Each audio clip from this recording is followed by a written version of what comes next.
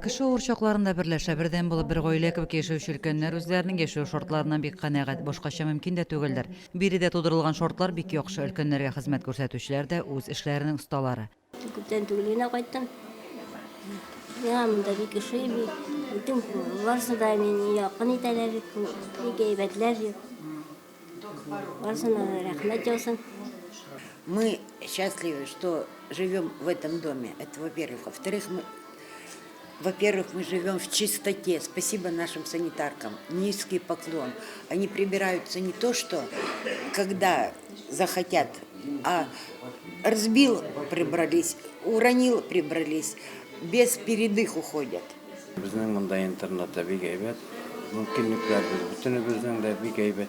Bir-birimizni hurmat etamiz. Bizni tarbiyalovchi direktordan olib, sotsiologiyalarga qadar bizga bek muhim aybatgina munosabatlar butun vaqtda bir-birimiz bilan butun vaqtda tanish. Шул хәтле яхшы тәрбиячеләр искиткеч.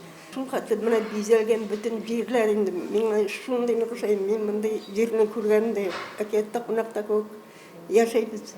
Шурага кунак итеп чакырылган Россия социаль фондының мөстимдә клиентлар белән эшләү хезмәте җитәкчесе Фәрида Ганиева, социаль яклау бүлеге җитәкчесе Гөлнар Фатхуллина әби-бабайларның социаль яклау төрләре, яңалыклар белән таныштырды. Өлкәннәргә Сүммәздәр ветераннар клубы музыкаль программада әзерләп алып килгән иде. Өлкәннәр үз эшчәннәргә кушылып җырлады да, рәхәтләнеп биеде дә. Бүгін күндә Мөслим картлар һәм инвалидлар йортында 50 кеше социаль хезмәт ала. Шуларның барысы да инвалидлар. Сәламәтлеге чикләнгән өлкәннәребезгә бүгенге көндә бөтен яшәү шартлары тудырылган. Тернәкләндерү программасы нигезендә аларга реабилитацион чаралар тиешенчә бирелә. Бүгенге көндә биредә 50 өлкән кеше гомер кичерә, шуларның 33-ы ир-ат, 17-се хатын-кыз. Интернаттагы бүлмәләр кешенең яшәү шартлары таләбенә һәм ихтыяҗына җиткерелеп җиһазланган. Язмыш шурасыздан бирегә китерсә дә, өлкәннәрнең барысыннан канәгать булып тормышка зорланмыйча гомер кичерүләрен күреп кайттык.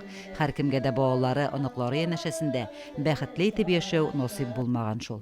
Лилия Шәймиева, Динар Нуретдинов, Мөслим телевидениесе.